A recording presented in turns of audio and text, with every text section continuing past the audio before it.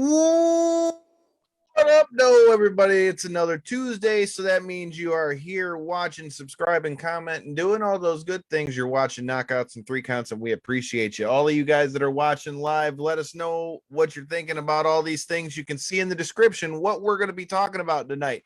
We've got WWE moving over to the Peacock network and all the backlash they're catching with that. NXT is moving to Tuesdays. You got WrestleMania. I'm kind of bummed that I'm not going, even though I wasn't the most excited about this card. And then you've got all the fallout from UFC 260, Anderson Silva going to a boxing ring, and so much more. There's a lot of things to talk about. Like I said, if you guys are in here watching us live, let us know what you think about all those things in the comments and let us know you're watching. Make sure you share, like, subscribe, all that. Cory, how the hell are you doing today, brother, man? I'm doing good, man. Today was the last day before I start up a nice little vacation off of work, get to hang out at the house, get to work on a couple things around here, enjoying the break. And what better time for my taxes to come back on my Emerald card today, so get a little bit of extra spending money to play around with during said vacation. So can't complain too bad on a Tuesday, man. How you doing? To be honest with you, got my ass kicked this morning. Crohn's kicked my ass. So today has been one of those days where your boy is running on fumes right now, but we got a lot to talk about. I'm still here. I'm still making it happen. It's Knockouts and Three Counts, and enough of me flapping my gums about my gut, because that ain't what you came here to talk about. So like I said in the beginning, as we were talking about, I mean, there's a lot to talk about both on the pro wrestling side, MMA, and boxing. I mean, obviously, we're right smack dab near the end, actually, of the road to WrestleMania for 2021. It's exciting knowing that we're going to have fans this time, because I definitely think that took away from WrestleMania this time. The fact that we know that they've already announced you're going to have 25,000 fans over both nights, so you're going to have a total of about 50,000 over the 2 days.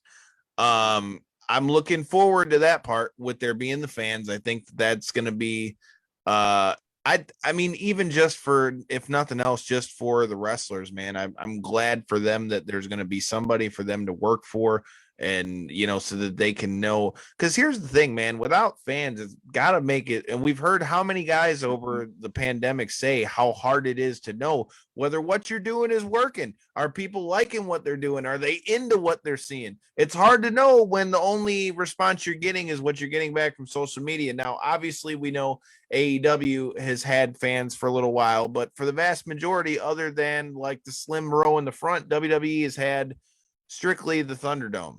So, like I said, man, it's going to be really interesting to see how that goes as we head to Raymond James Stadium come next week.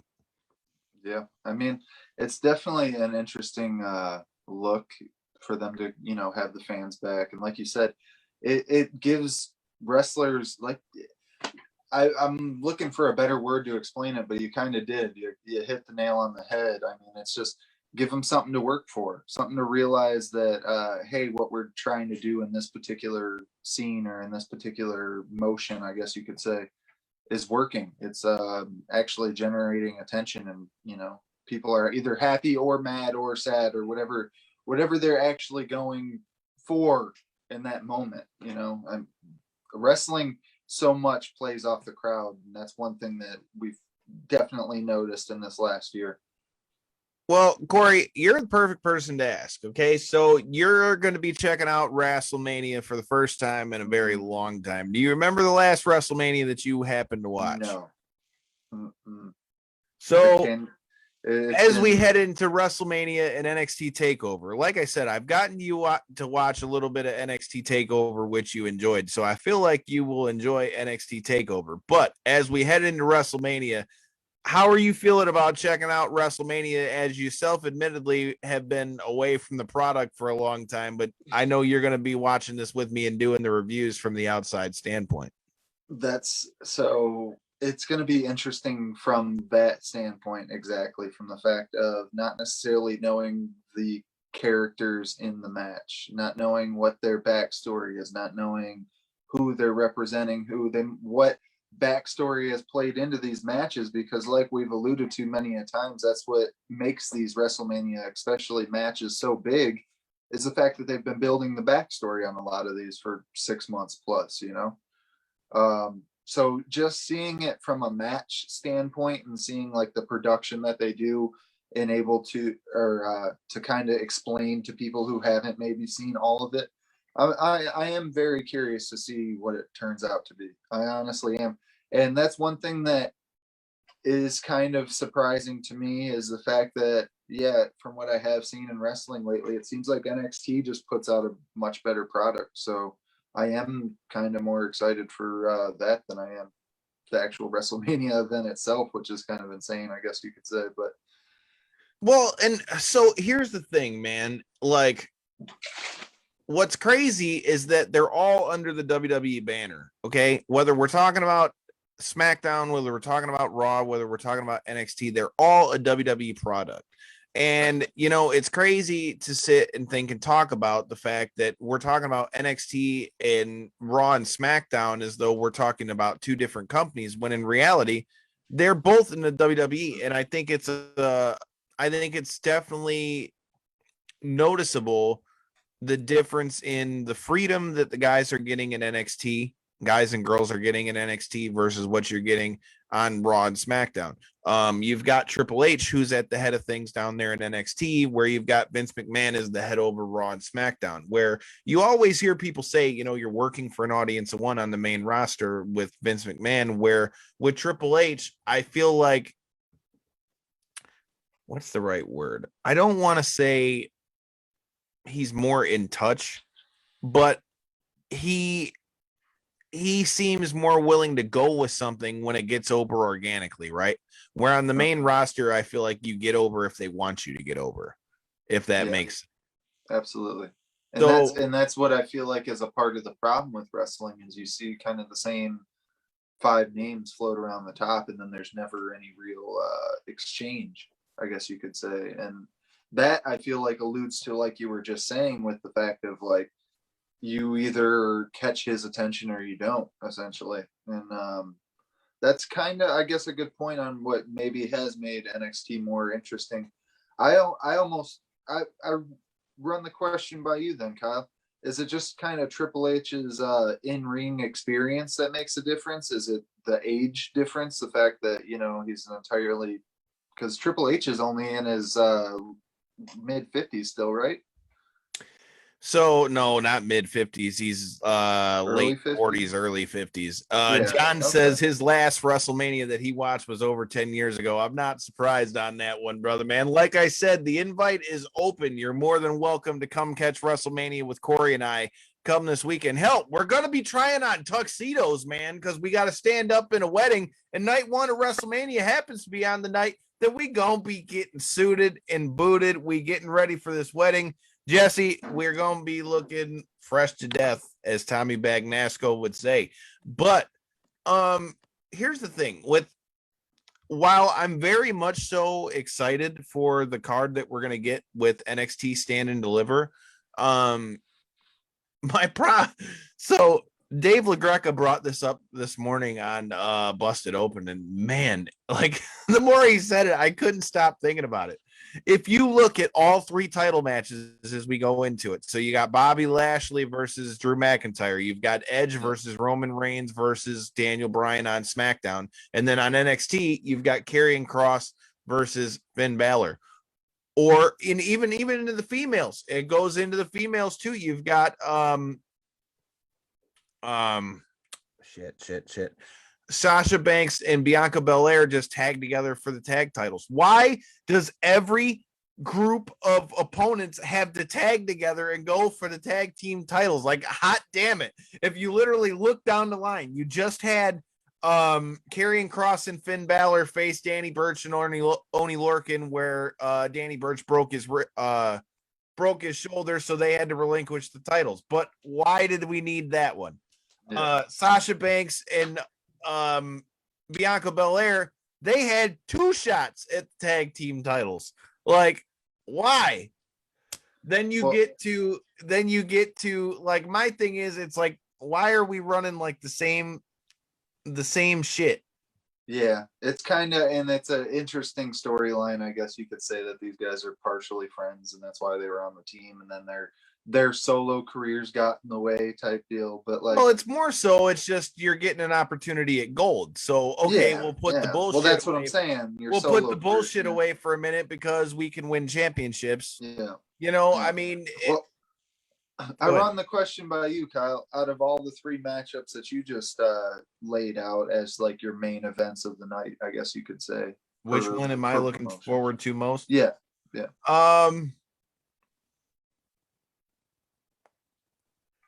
Out of the main event matches, even though I said NXT is the match that I'm most looking forward to, or show I'm looking forward to. Overall, the match that I feel like I'm most looking forward to, especially out of the main events, is got to be Roman Reigns versus Edge versus Daniel Bryan. Okay. Because in a way, I kind of agree with the story with what they're saying on SmackDown. Like Edge's whole deal was like, I went in, I beat 29 other guys, I won the Royal Rumble, I got my shot at the title, and then Daniel Bryan just gets put in the match. So it's like, I get it. And he's like, it was supposed to be mine. I get it. And again, being that we grew up in the 90s, I'm a huge Edge fan. That being said, they've really done a good job. I mean, you talk about guys getting over organically. Hell, Daniel Bryan pretty much forced WWE's hand back at WrestleMania 30 when he beat, ironically, Triple H and Batista, like we were just talking about, in the same night. Along with Randy Orton, he beat all of Evolution just to win the title at WrestleMania 30. So I'm glad to see Daniel Bryan getting his crack at it because he deserves it. But again, I've as most people, I've really enjoyed what they've done with Roman Reigns since he's come back and turned him heel. And I think, again, Edge being back again, I'm going to be a little biased because I grew up on Edge, but so that's the one I'm most looking forward to. Which one do I think is going to be maybe the best match of the three, the best match of all of them? I would say either that one or Finn Balor versus Karrion Kross on NXT. I think is going to be the best one. You know, and you know what's funny is out of all the three matchups, from an outside perspective I'm kind of partially interested in what they're going to do with Bobby Lashley just because of his MMA ties. His MMA ties and his I don't want to say sudden rise to it fame, is sudden rise. They didn't do shit with him for the longest time, and then finally they did what we've all been saying for the longest time. That's what I'm saying. I want to see what they do with now that he's made his way into this position. I am kind of curious to see what they spin with that. Well, and that's the thing. Bobby Lashley's been so overdue for so long, but then again, with him going against a guy like Drew McIntyre really got fucked by circumstances. He won the title at WrestleMania last year over Brock Lesnar, and there were no fans. Mm-hmm. He never got the big moment that he was supposed to get. You know, his whole run was with no fans. And then here he is in the main event again at WrestleMania this year against Bobby Lashley, a guy who, even though they're building him to be a heel, everybody was so happy he won. And now you want me to boo the guy who we've all been saying for years. I mean, I was there, ring the fucking bell at WrestleMania 23 when they shaved McMahon's head bald. Bobby Lashley was Donald Trump's handpicked representative for that match. So, I mean, I've been saying for the longest Bobby Lashley needed to get there. I mean, hell, he even fought one of our past guests of the show who is going to be making his return to the show this month, Mr. Josh the Hammer Burns. They scrapped it out in Bellator as well. So I just don't, that match doesn't really make a lot of sense to me.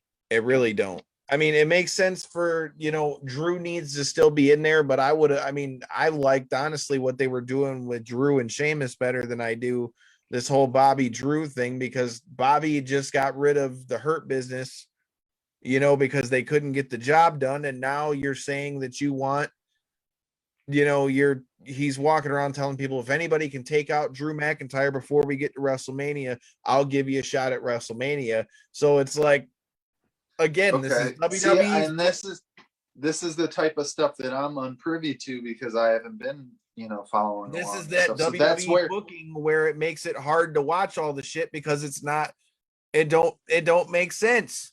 yeah. Other things that I'm looking forward to. Again, we're gonna get a little more into the other things I'm looking forward to as far as WrestleMania as we get a little bit closer. Obviously, we've only got about 10 days left, but I'm also looking forward to Randy Orton versus Bray Wyatt. Even though we've already seen that, The Fiend, I should say. But that being said, it's like we've already seen that. I mean, that's the biggest thing. Again, this goes back to the biggest problem with WWE is that there's not as many guys who are, really that breakout guy right now. Matt Riddle versus Sheamus. Again, that's going to be a hard hitting match for the U.S. title as well. But again, the story of that, again, like that was just everything seems like it was so thrown together this year. That's one of my biggest gripes when it comes to the main roster. There's not as much build to it with that stuff. Another thing that I want to get into before we get into the MMA side of the things is anybody that's been following social media. I mean, dude, there's been quite the backlash with since they went to Peacock. I'm even seeing a lot of it come across my Twitter, and my Twitter is mostly MMA based, and it's becoming quite the complaint. I've noticed it myself. Any of you guys who are watching in here, please feel free to chime in and let us know what you think. If you've tried Peacock, if you watch maybe Fastlane or the new WWE icons or any of that, have you had any issues with your Peacock streaming service? Let us know in the comments. I don't know, man. So I watched WWE icons on there for the new the new thing that they did on Beth Phoenix that just got released and all that as well. But Peacock has straight up come out and said that they are going to review all 17,000 hours of footage that WWE has, and anything that doesn't match up with their guidelines and standards is going to be X'd out. And I mean, when you think about the things that we saw, when we were younger, now I'm not saying that all of those things maybe need to be out there in 2021, but again, this is another feature that the WWE network had that I liked. Why can you not just put a parental advisory on it that says, hey, the footage you're about to watch, you must be 18 or over, or whatever you deem to put on it? Because again, you're erasing such a vital part of wrestling history. Yeah. And I feel like WWE is going to do themselves more damage than they're going to do good with that, because there a lot of people, myself included, the main reason I had the network, I mean, granted, I wanted to get it for the pay-per-views too, but I watched the old stuff more than I did anything else. And if you eliminate a lot of the stuff that people came up on, even if you go back to some of the stuff from the 80s or anything like that, I mean, dude, it could, I don't know, man. I don't think that that's a good move. And the thing is, with there being this much outrage and we're not even like to where everything's on there yet, boy, this could spell problems. Not to mention, Cory, I'd like to get your thoughts on this as well. I was shocked that they did all this right before WrestleMania. Yeah. Like, why were we not doing this a few months ago? You know what I mean? Well, like, you're trying to cram all this in right before WrestleMania. They were already having a lot of people that were bitching about not being able to see Fastlane. Let me tell you, if WrestleMania fucks up, they're going to have a lot of pissed off people. Well, you've seen the same type of thing with the UFC, right? When they first made the switch to ESPN Plus, a lot of the people were having a huge issue. And you even see it on some of their current events. I mean, like with the Conor McGregor fight, we had 3 people bought that fight and couldn't barely watch it. Well, and that's not me trying to spin it, away from the wrestling, because realistically, that's my biggest complaint, let alone with the fact of them trying to switch networks, only basically running one trial run with the pay-per-view Fastlane, and then now jumping into their biggest pay-per-view of the year. It's maybe not the best move. Well, we'll see how it plays out, I guess, but maybe not. $1 billion talks, man. Unfortunately, that's the moral of the story. Yeah, but you would think Vince McMahon would take what he's built as entertainment value over generations Not to more mention, seriously than just a couple dollars, I especially when agree you're with talking that. about somebody with such deep pockets already. You're not talking about somebody or a network or a company that's struggling to generate revenue or anything that's just happened across $1 on the ground, you know. Like, this was somebody who was already a very well market generating company, and for them to go out of their way, what it seemed like essentially to end their streaming service that was doing well, to then jump on another one just to make a quick buck, and for them to turn around and lose a good portion of what makes their product interesting, in my opinion. Like, you see, I always allude to Twitter because that's, when it comes to social media, that's the only one I kind of live on at this point anymore. But a lot of times, man, people are posting old wrestling memes and gifs and stuff as like their way of responding to stuff. And you know why? Is because those old wrestling times were wild. There was Well, look at the moments. one I used when we were watching UFC 260. If you're following us at KO3C Pod, I sent the bump from the great that man right there back in the right corner, Mr. Ric Flair. Because I mean, boy, that knockout that we saw where my man had the delayed reaction, it looked like a Ric Flair bump. Malarkey worthy. Yes. We'll be touching on that in a minute because I was Tell excited me about that that didn't look like pay-per-view. a Ric Flair bump. Yeah, but my point exactly is people, and it's not just wrestling fans that do it. It's people that are just there was a era in time where wrestling really stood out, and it was because they were kind of pushing the limits, I guess you could say, with what it came to on TV at the time. And even now, when you compare it to the stuff that they're allowed to do and that they're even willing to do on their own networks. I mean, this is a private network that you literally have to pay a subscription for to join or even view content on. And they're limiting stuff that happened 20 plus years ago. It makes no sense to me. It really does.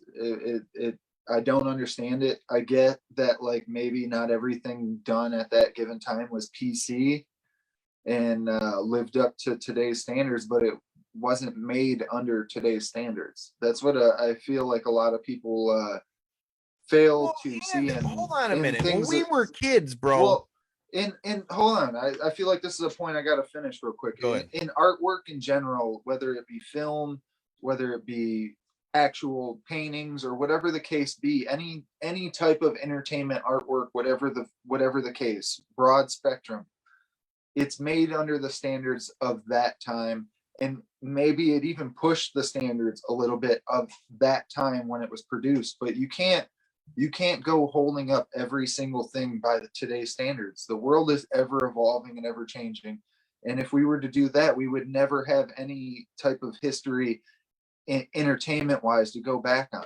And that's truly how I feel. To mention, here's the best point of all that. What people fail to realize is wrestling has paved the way for a lot of things, not just in entertainment, but in sports. Look at football. Here's a little inside baseball for all of you football fans. Do you know that the overhead camera view that we all know and love, do you know that came from the XFL when they had their first initial run? So you can thank the WWE for that one. Did you know that a lot UFC Fight Pass and a lot of those, I mean, WWE Network really was the model for that. Yeah, absolutely. If you really call it what you want, bro, there was no UFC Fight Pass. There was no DAZN network like that. There was no, like all these BKFC app and BKFC TV and what all makes these. And what makes these things so special is, right, like I'm infatuated with a couple different UFC athletes, right? So I've gone back and watched their whole catalog of fights, whether that be 10 plus fights in the UFC or maybe they're only 3 deep. But the ability to just go, oh, hey, I really like this guy. I'm going to go here, click, click, click. And next thing you know, I'm able to view their whole catalog. If that becomes no longer the case with now it's not on WWE, but if it becomes the case with Peacock, I mean, that's a real injustice to what these guys are doing out there. I couldn't agree more. And I'm telling you, man, wrestling fans are a lot like MMA fans, dude. And I'm telling you, the diehards, you can say that you're trying to appeal to a bigger audience, but I'm telling you, bro, the diehards are not gonna take that shit very well. It's gonna be a big backlash, and rightfully so, because here's the best point of all of it. We're talking about a paid streaming service. You are paying to stream it. So then I should be able to then pick what I want to watch. And if I want to watch the Attitude Era, then it's on me for what we're watching. You know what I mean?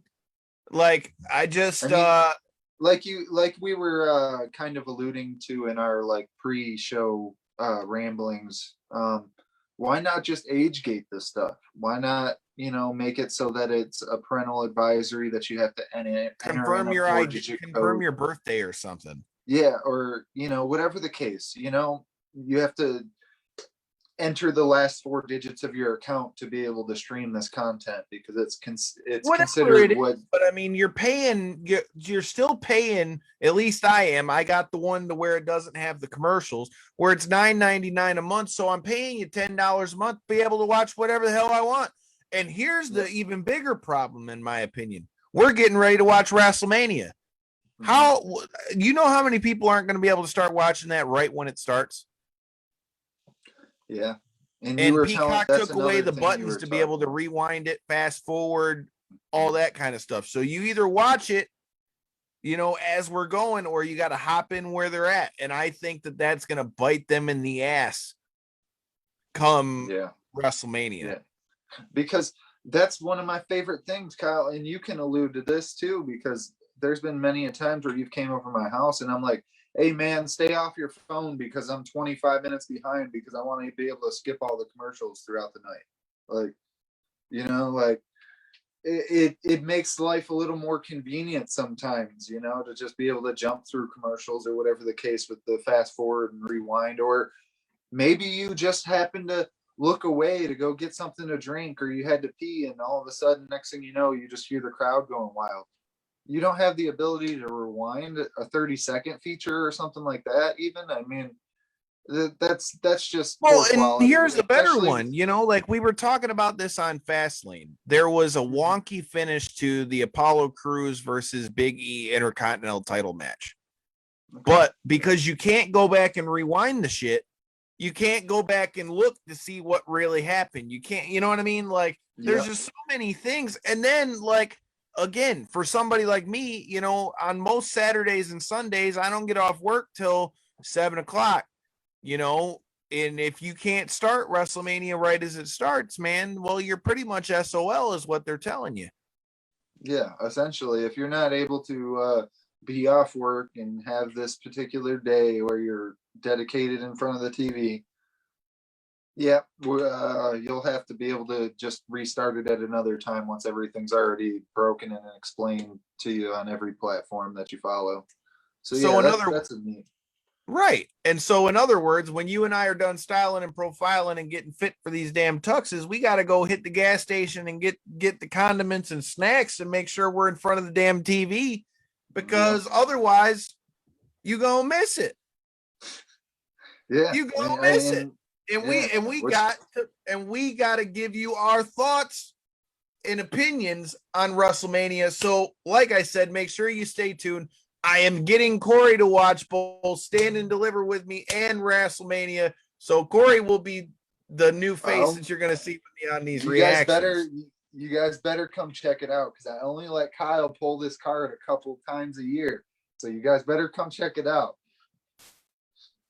So, like I said, I feel like you're going to really enjoy the NXT card, but that wasn't all that was going on this past weekend. There was a lot going on in the world of MMA and boxing. But before we get to UFC and all the news that came out of UFC 260, I got to give a shout out to the homie Austin Bashy, who went in there and did the damn thing again. I mean, you're doing a lot more than I was at 18, sir. I'm just saying. You're doing more than I was doing. He looked good in there too, man. It wasn't even just man. And then the best part, he couldn't have had any better timing. Did you peep how the announcer was like, so Pat, What do you think that Austin could? What advice would you give to Austin so that he could finish some of these fights? And as he's saying that, he goes, "Well, I would." He's already doing it, and he's choking. He's choking old boy out as this announcer who clearly doesn't know his ass from a hole in the ground is over here talking about what can he do to finish the fight. You just sit back and take notes, homie, and catch this rear naked choke. It was all over but the crying for Austin Bashy's opponent. And shout out to other past guests last week, Myron Malotki, the president, the boss man of XFC, for a successful XFC Young Guns 1 event. Cory, what did you think of past guest of the show, Austin Bashy's performance this past weekend?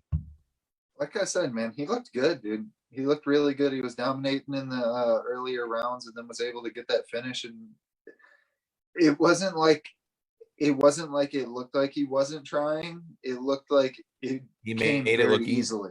Yeah, it looked like it came very easily, is the way I would describe it. Not that the opponent necessarily gave it up easily, but that his accumulation of skills were really on display, is how I would describe it. He looked really good in there, man. All assets of his game were on display, and he looked good, man. I'm excited to see what about that though is that the scariest part about that is the fact that everybody thinks this guy's probably a grappler from his first 2 fights in the XFC, and the scary part is that kid can beat the piss out of you on his feet. I mean, like we talked about in our episode, which if you haven't checked it out, make sure you check it out in that top right-hand corner. Or, if you're watching us on Facebook, the link to that website, that YouTube channel, you can go check all that out right here and now after you're done watching this here broadcast here.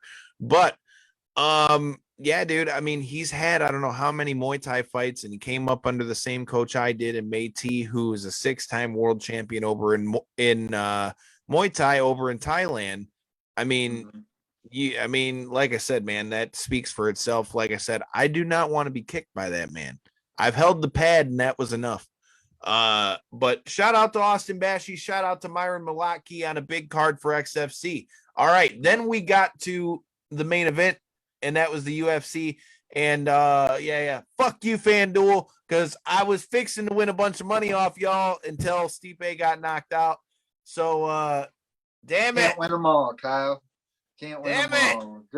Just like Stipe said, that's one thing before we jump into breaking down the card itself, for anyone who hasn't had the time, or maybe it just hasn't came across their feed, whatever the case be, go check out what Stipe put out post-fight.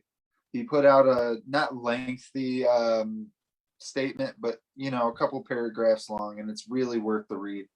It really is. You can tell it meant a lot to him that he lost, but he doesn't sound discouraged at all. That's kind of what I like to hear. He has a very good way with words.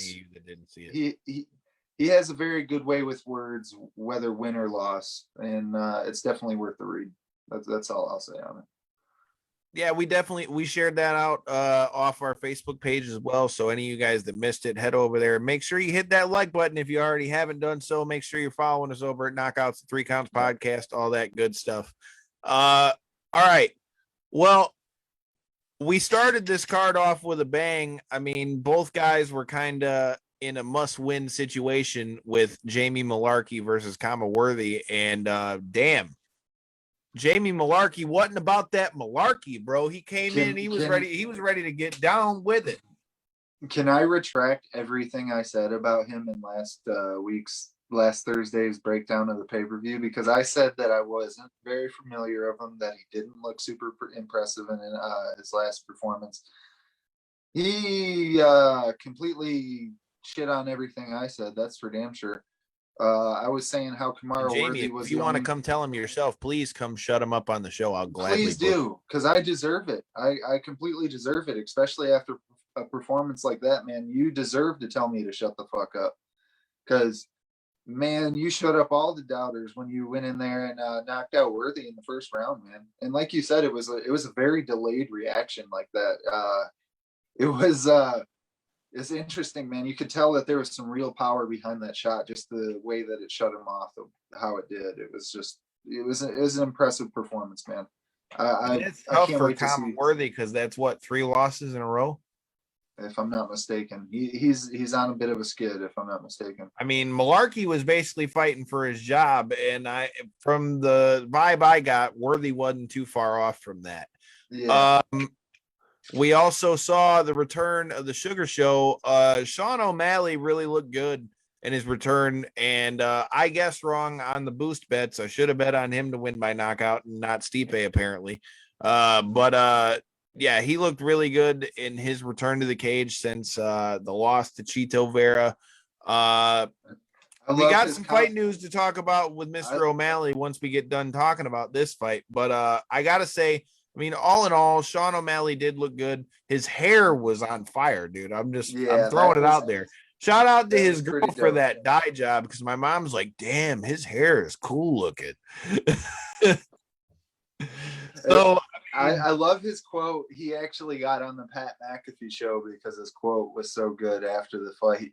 He said, I only have 15 minutes to fight. I got to do something sweet.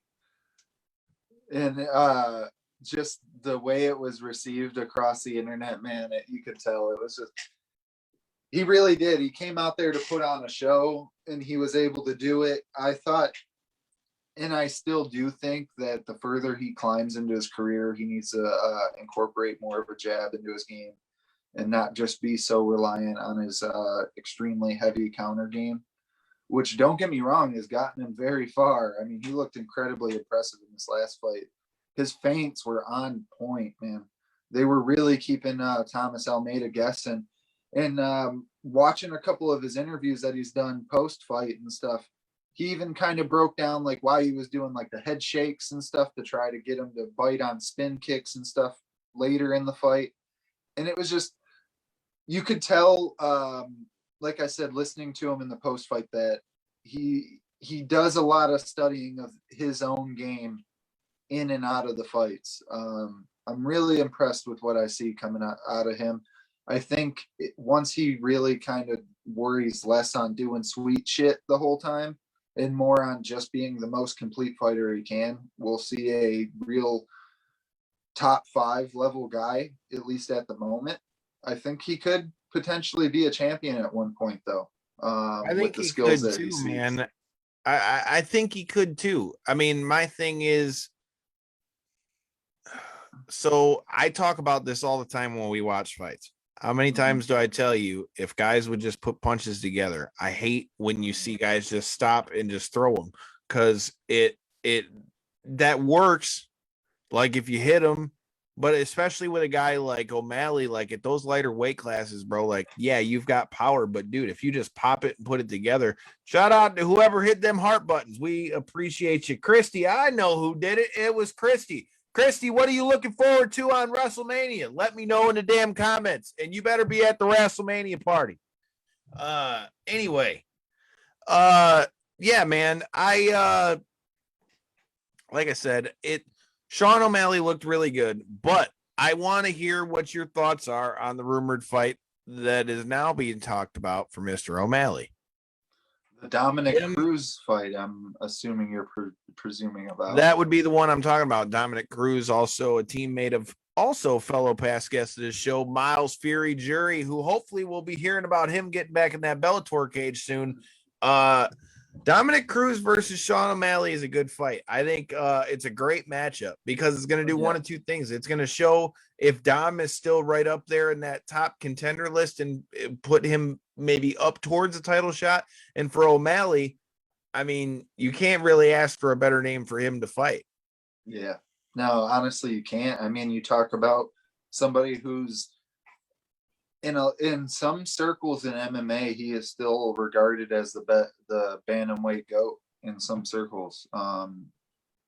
I think he's up there in just like the top 5 bantamweights ever. So yeah, realistically, there is no bigger name at this current time where he's at in his skill progression that he could get on his resume. I really think Dominic Cruz would be an amazing fight for him. I like that fight, but the question's going to be, you just mentioned, as you just said in your last point, O'Malley's known for all these counters. Well, so is Dominic Cruz. And I feel like O'Malley's going to be forced to have to throw. And if you are forced to throw, are you going to be able to not get countered by like the counter king at 135? So we'll have to see what happens out of that. But that's definitely a matchup that I'm interested to see. Another piece of news that was coming out of UFC 260. Well, we'll talk about that after we get through the rest of the card. The other fight we need to talk about, is this the end for Tyron Woodley? Vicente Luque beat the dog piss out of that man. I mean, don't get me wrong. Is that really how you feel going out of that fight? You feel like that? I feel like Woodley showed that he still kind of got that scrapper in him, and I think he landed good shots. But I'm not saying it's maybe time for him to retire, but I mean, it's definitely something that needs to be thought about, because that was nasty, bro. Yeah, it was. The ending was. And even the sequence that kind of led up to it, where it was kind of like, oh, he got connected on, and then he kind of regathered his wits for a second while he was staggering, and then he got connected on again. And then is he still there? Oh, he landed another shot, and then he was out. And then it was like, oh, I guess that's the end of Tyron Woodley in the UFC right there, huh? And it sucked. Because I think that's the end for him. I had literally just put out a tweet before that fight saying, like, huge Vicente Luque fan, and I really am. In fights like that, it's hard for me to kind of lean one way or another. But I'm a big Tyron Woodley fan, and with the unfortunate streak that he was on going into this fight, I knew that if he didn't win this one, man, he was getting his send-off papers. And what I ended up finding out after the fight is he didn't even have to get his send-off papers, because that was actually the last fight on his contract. So kind of a double whammy, if anything. But I'm so glad we at least got to see Tyron go out on the shield. He really looked like a guy that wasn't just willing to give up his spot in the UFC. He realized that, hey, that wasn't me in these last couple fights, and I need to come out here and show that, hey, this old dog still got it. And I feel like he did, man. The ending was very unfortunate for him. I feel like if he would have been fighting somebody maybe not quite to the striking prowess of Vicente Luque, he might have won with that pressure that he was putting on in that early round.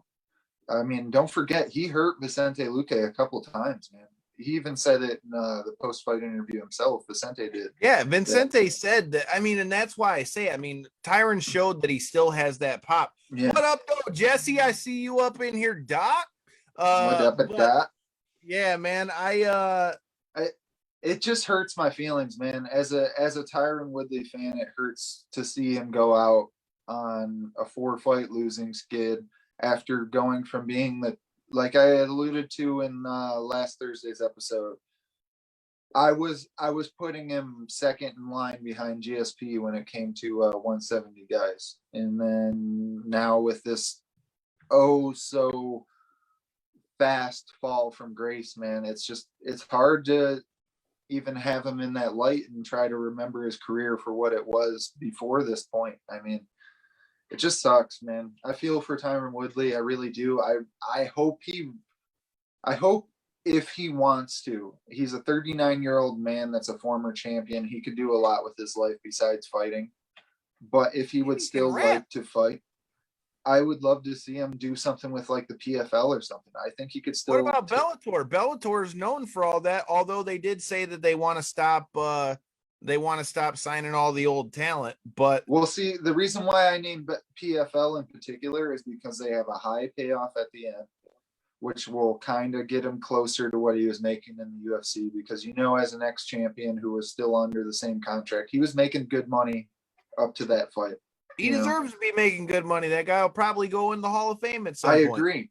But the PFL will give him the opportunity to get 3 more fights in, and then the playoffs, and then if he ends up winning it all, he wins the $1 million. If not, he had a nice way to send off his career. I feel like that would be a good spot for somebody like Tyron Woodley, myself. Well, since we're getting short on time, let's make sure that we get to both of the other fights here. We've got. Ooh, we flew through this Tuesday episode, huh? You know, that we try to keep that flow here for you on knockouts and 3 counts. Before I get there, I don't want to neglect the people who are watching us at home. And Christy is chiming in the comments.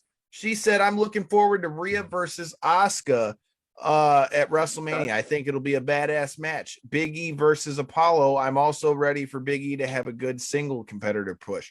Christy, I agree with you 110% on that matchup, because Big E has really gotten a push as the Intercontinental Champion. I don't know what the fuck happened. That was the match that happened at Fastlane, Corey, that I mentioned, where they were having their they kind of had a wonky finish. I hope after this one, I hope this can be the big ending for that, with no pun intended, being that's Big E's finishing move. But I hope that can be the big ending for that, and we can see Big E continue to be pushed towards the main event spot, because man, that guy has personality for fucking days. Yeah. And he's for those who don't know, Corey, since you're a college football fan, he was a monster on the Iowa Hawkeyes football team before he came to pro wrestling and got hurt. That's how he got into wrestling. So my man's is a savage athlete. Yeah, I mean, anybody who plays in the Big Ten for my boys in the Big Ten, man, especially the Iowa Hawkeyes, they always put together a good team, man. They always do. I'm with you, Christy. I'm looking forward to that match. But to get back to UFC 260 before we get out of here, in your co-main event, man, I don't know what you think about the co-main event. Well, that was what I was saying with Woodley. It just sucks to see him go the way he did. I hate to see him get the send-off he did. Congratulations, Vicente Luque. I would love to see him get the call-out that he tried to get, which was the Nate Diaz fight. I feel like that would be an amazing match. I like that, but is it a step down for him, though? Although, I mean, Woodley was on 4 losses, though. So because of name value alone, that fight for anybody who's a fellow striker that's willing to go in there and bang it out with him, that fight is such a way to get your name known against by casual guys. All right. I hate to kind of jump through, because I do want to get to some of our other news stories. So what's your thoughts on the main event itself, though? All right. So while we're getting here, we're getting tight on time. That's going to also get us to the other news story that I wanted to talk about. I mean, fuck you, Nganu. I was going to win some money, but you done ruined it. You ruined it. I wanted to win some money. But no, dude, all shout out to Francis Ngannou. Like I said, as you saw in those pictures, the man's fist is bigger than my head. Now, we went to go buy here these hats that you see on our head right here, and I was trying to figure out what one would fit my big ass head, and with how big his fist is, he could fit his fist inside my hat. So I'm just saying, the man's fist is insane. And hey, how can you say anything bad about Stipe coming out of that fight? Shout out to Francis Ngannou. I hope he gets what he's looking for. I hope he gets what he's looking for. But I think the biggest story of that fight was, I mean, you couldn't deny the fact that Ngannou really had made differences. You know, you hear his coaches say all the time, he's got takedown defense, he's got all this stuff. Well, dude, he showed it. And he really did. And man, and he was patient with his shots. That was the most impressive thing to me, because he's known for being just a ball of energy, and that's not what he did in this fight. No. Shout out to Francis Ngannou. I really, like I said, I mean, I really feel like he really showed out and really showed what's good with it. And well, I think we added a new name to the illustrious titles of, like, don't say greatest heavyweight of all time. Like, no, I'm saying we added new names to, like, the C-level Canes and stuff like that. We added Patient Ngannou. Patient Ngannou can beat anybody in the world. I don't care who you put him up against, man. That man in there looked unbeatable. He looked so hard to get your hands on him. Anytime Stipe got close to him, he was landing hard shots on him. The one time that he was able to shoot on him, not only did he sprawl, he sprawled in reverse position, took his back, and landed some insane power shots. I thought the fight was almost over at that point. I mean, you talk about progression in someone's game, man. That was just next level. I couldn't agree with you more. Before we get out of here, though, let's talk about what happens outside of this, right? Because I feel like everybody was so quick to jump to Nganu versus Jon Jones, but I feel like Stipe got the raw end of the stick here. Like, I'm not saying maybe he should get an immediate rematch, but how is that not even like being considered? We're talking about like the greatest heavyweight of all time, and all this talk about trilogy bullshit. Well, they're one apiece, and Stipe beat the piss out of Nganu last time. So what I think the difference is, right, is the fact that Stipe himself isn't coming out and saying, hey, I want to fight you again in the next 4 months. He didn't say he didn't want to either, though. No, but what he did say is, I want to take a little bit of time. I want to watch the birth of my son and heal up a little bit from the damage that was incurred on last Saturday. And with that being said, the one huge thing that Nganu has been saying this whole time, I mean, I was watching who was it? I wish I could think of which podcast it was to shout him out, but they were breaking down the fact of Nganu has been the number one contender for like a year and a half, 2 years, and he was waiting that whole time. And he was very, very vocal that, hey, this isn't what I like doing. I'm not enjoying sitting here waiting. I'm willing to take matchups, but the UFC just isn't offering because they know I'm the rightful number one. And so what the difference is he's going to be a very active champion. As long as he's not injured or hurt, I truly believe we could see him turning around every 3 to 4 months. I really honestly do, especially because the way he fights. I really do. If you followed what he had been saying on social medias in the last like 2 years, he had been all but. He said that's what he wants, but I'm just saying at heavyweight that's hard to do. Well, before we get out of here, all this talk about Jon Jones versus Nganu, is that the fight to make? If Jon Jones doesn't price himself out of the matchup. That's what I was going to ask you. Do you think? I think he deserves to get paid. I think he deserves to be, since the only other person I would argue that generates more of a luster in fights at this given time is Conor McGregor. Khabib is now retired. I feel like he should be the rightfully number 2 paid athlete on the promotion, I guess you could say. So from what I'm hearing, he's roughly making about $7 million a fight at given moment. For his move up to heavyweight, he's looking to try to get somewhere around 10 guaranteed. I don't think that's unreasonable at all, honestly. Especially when you see a lot of these payouts that these boxers are getting. The UFC's bigger nowadays. The fans are more vocal. The merchandise sells more. The apparel deals are worth more. Everything about it is worth more and more valuable nowadays. So in my eyes, for a true super match like that, you got to pay the man. Just pay the man a couple $1 million. I agree he deserves the money, but I think a point that's been being made, I think if I were him, I would have kept the held to that light heavyweight title for a while. Because I also feel like by him relinquishing the title already, he also kind of gave away a lot of his leverage power because he's not the champion anymore. And if he's really, Anthony Smith was breaking that down, and he was making a very good point. And if he's really already up at 240, he ain't making 205 right now. Yeah, no, not anytime soon. He can say whatever the fuck he wants. He ain't going back down and taking no title from nobody. I think. I also feel like it was a little bit of a disrespect to him for Dana to say he'd go to 185, but yeah, that was definitely a bit of a smack in the face for sure. While we got our last 2 minutes here, quick hits. Anderson Silva taking his first boxing match. What's your thoughts? Julio Chavez Jr. I mean, it's fair when you look at the ages, but I mean, why the fuck boxing? I would have rather seen him in Bellator, number 1, and number 2, no disrespect to Julio Cesar Chavez Jr., but I mean, it's not like he looked that great on his way out, so I'm not exactly super excited about. I feel like it's a very winnable fight for him making his transition into boxing. That's the one thing that I do you think he's really making a transition into boxing, or he's just trying to make some money? Well, either way, he's transitioning into boxing for this match. So whether it be long term or not, he is making the jump at this given moment.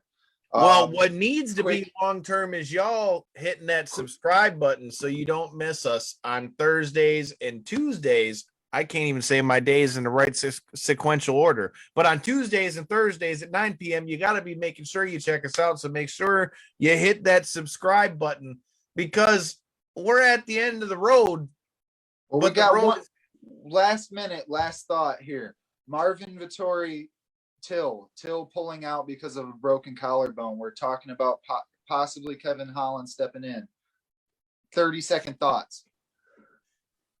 I'm bummed for Darren Till, but I don't know that Holland deserves to step right back in there after his last fight, to be honest. Yep. And this is a terrible matchup for him to step into. Marvin Vittori, he better not come in there with that play shit with Vittori, or he better come out like he did against Jacare, or he's going to get knocked out. But make sure you hit that subscribe button or you're going to miss all the action from your homies here at Knockouts in 3 Counts. We're live Tuesdays and Thursdays at 9 p.m.